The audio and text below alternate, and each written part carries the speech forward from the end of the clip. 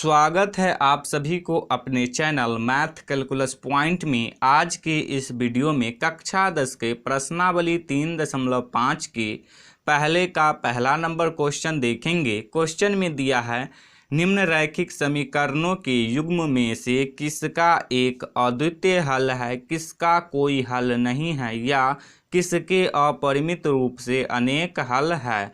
अद्वितीय हल की स्थिति में उसे वज्र गुणन विधि से ज्ञात कीजिए।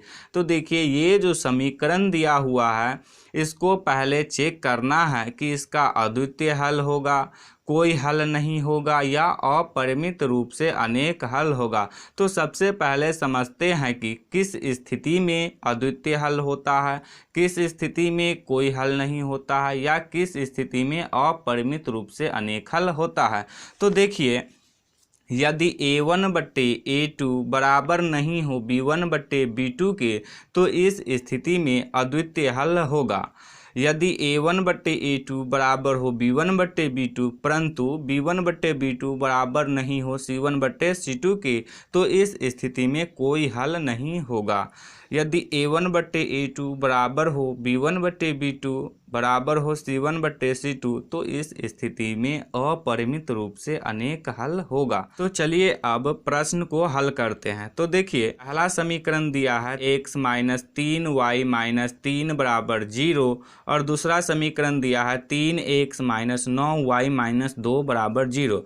तो इसको पहले लिख लेते हैं। x - 3y - 3 बराबर 0, यह है समीकरण 1, और 3x - 9y - 2 बराबर 0, ये है समीकरण 2। अब इसमें हमें a1, a2, b1, b2, c1, c2 का मान लिखना होगा। तो इसके लिए सबसे पहले दो चर वाले रैखिक समीकरण के व्यापक रूप को देखते हैं। तो दो चर वाले रैखिक समीकरण का व्यापक रूप होता है a1x + b1y + c1 बराबर 0, a2x + b2y + c2 बराबर 0। अब समीकरण 1 को a1x + b1y + c1 बराबर 0 से तुलना करेंगे और a1, b1, c1 का मान लिखेंगे। तो चलिए अब तुलना करते हैं। तो देखिए, इसमें x का गुणांक है a1, और समीकरण 1 में x का गुणांक कुछ नहीं है तो 1 है, तो a1 का मान हो जाएगा 1। तो अब लिख देंगे a1 बराबर 1। अब देखिए, इसमें y का गुणांक है b1, और समीकरण 1 में y का गुणांक है -3। तो अब लिख देंगे b1 बराबर -3। अब देखिए, इसमें अचर पद है c1, और समीकरण 1 में अचर पद है -3। तो अब लिख देंगे c1 बराबर -3। अब समीकरण 2 को a2x + b2y + c2 बराबर 0 से तुलना करेंगे। तो देखिए, इसमें x का गुणांक है a2, और समीकरण 2 में x का गुणांक है 3, तो a2 का मान हो जाएगा 3। तो अब लिख देंगे a2 बराबर 3। देखिए, इसमें y का गुणांक है b2, और समीकरण 2 में y का गुणांक है -9, तो b2 का मान हो जाएगा -9। तो अब लिख देंगे b2 बराबर -9। देखिए, इसमें अचर पद है c2, और इसमें अचर पद है -2, तो c2 का मान हो जाएगा -2। तो अब लिख देंगे c2 बराबर -2। अब a1/a2, b1/b2 और c1/c2 का मान निकालेंगे। तो चलिए a1/a2 का मान निकालते हैं। तो देखिए, a1 का मान है 1 और a2 का मान है 3, तो a1 की जगह पे लिख देंगे 1/a2 की जगह पे लिख देंगे 3। तो a1/a2 का मान आ गया 1/3। अब b1/b2 का मान निकालेंगे। तो b1 का मान है -3 और b2 का मान है -9। तो b1 के जगह पे लिख देंगे -3, और बट्टे b2 के जगह पे लिख देंगे -9। माइनस से माइनस कैंसिल हो जाएगा। अब ये कट जाएगा, 3 एकम 3, 3 तिया 9। तो b1/b2 का मान आ गया 1/3।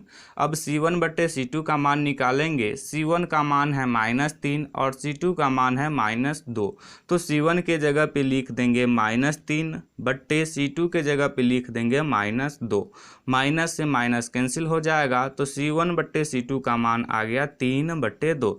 देखिए 1/3 बराबर हो जाएगा 1/3 के, परंतु 1/3 बराबर नहीं होगा 3/2 के। तो अब लिख देंगे चूँकि 1/3 बराबर 1/3, परंतु 1/3 बराबर नहीं है 3/2 के, तो इसीलिए 1/3 किसका मान है, a1/a2 का। तो a1/a2 बराबर हो जाएगा b1/b2 के। तो लिख देंगे b1/b2, परंतु बराबर नहीं है c1/c2 के, c1/c2। तो देखिए इस स्थिति में क्या देखे थे कि यदि a1/a2 बराबर हो b1/b2, परंतु b1/b2 बराबर नहीं हो c1/c2 के, तो कोई हल नहीं होगा।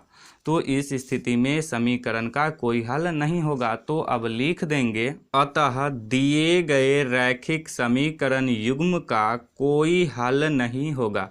तो देखिए प्रश्न में दिया था अद्वितीय हल की स्थिति में उसे वज्र गुणन विधि से ज्ञात कीजिए। तो जब इस समीकरण को चेक किए हैं तो इसका कोई हल नहीं होगा। तो अब इसको वज्र गुणन विधि से हल नहीं करेंगे, यही हो जाएगा इसका आंसर।